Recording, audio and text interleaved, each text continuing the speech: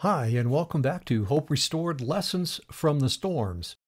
We appreciate you listening and subscribing to us on your favorite podcast platform and on YouTube. We ask that you would like and subscribe if you haven't already and invite a friend to listen as well. If you have any questions, comments, or prayer requests, always feel free to write us at podcast@hoperestored.org. Today's episode is called False Hope. The days were getting cold and we were coming to the end of our local response season. We received a call from a man who had lost his home in the Black Forest fire. All of the major disaster relief organizations had already left months ago. Well, he had signed up for help with them, but he never accepted it when they called to help work on his property. He just hadn't been ready. Now he was angry and discouraged, and he really wanted some help.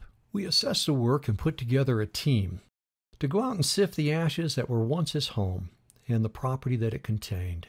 The homeowner had met the cleanup team and told us where every precious thing was in the house.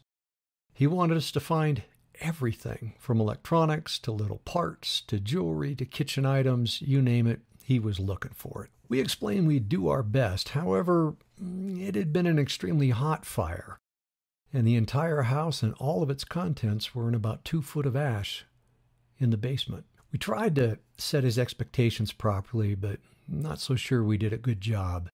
After the team prayed in, the equipment was brought out of the trailer and the work began. It starts off pretty slow as we start at an edge and try to work through the ash a little bit to where we can stand on just concrete of the basement. But soon we got our edge and we were getting the cans in there, and the shovels full of ash were starting to dump into the sifters, and the sifters were rocking on top of trash cans and sliding up and down on top of the wheelbarrows. As is typical, very little was found. Very little. Small artifacts were brought to the homeowner, and it gave him a chance to talk. He seemed to know what every nut, bolt, thingamajig, and twisty doodad thing was. He knew when he bought it, he knew how much he paid for it, and he knew just how much he loved that item. And he kept telling us just how much it hurt to see it absolutely ruined. Well, he desperately wanted us to produce something of value from the ash, anything of value from the ash. He'd occupied this house for years. He'd collected things that had been his pride and joy. All the things he had collected were now devastated by the fire. The more he mourned, the more the team could see that his identity was completely wrapped up in the things that had been destroyed. His hope had been in his property and his possessions, and these were now completely gone, forever. He was unable to hear the good news of Jesus for the grief and anger that would well up in his heart over the tremendous loss of his property and possessions. As followers of Jesus Christ, we have been given the greatest gift, the gift of salvation. This gift is of God's great, great grace and mercy. It's an eternal gift, and as such, we should see our world through eternal eyes, not through temporal. The gift is so precious that we find in the parables in Matthew, chapter 13, 44 through 36, for example. Jesus tells us that it is worth divesting ourselves of the things of this earth. If our property, possessions, position, or power are more important than our eternal security, we are greatly confused about the real meaning and value of salvation through a personal relationship with Jesus Christ. We cannot be caught in the trap of being committed to our possessions in this world. We must be free to live as committed followers of Jesus. We see that clearly alliterated in Matthew chapter 6, verse 23, and in Luke 16, verse 13. For now, though, I'd like us to turn back into the Old Testament, to a tiny book just 2 chapters long, called Haggai. Well, in Haggai chapter 1, verses 4 through 6, it says, "Is it a time for you yourselves to dwell in your paneled houses, while this house lies in ruins? Now therefore, thus says the Lord of hosts, consider your ways. You have sown much and harvested little. You eat, but you never have enough. You drink, but you never have your fill. You clothe yourselves, but no one is warm. And he who earns wages does so to put them in a bag with holes. Are we like the Israelites referred to in this passage? They appear to have been so focused on their houses that they neglected the Lord's house.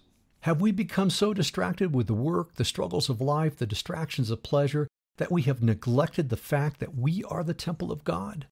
I couldn't agree more that we need to do whatever is necessary to take care of those for whom God has made us responsible. However, we need to be very, very careful not to become so distracted in our sowing, pursuit of food and drink, clothing, and money that our personal relationship with God falls from being our first priority. It's easy.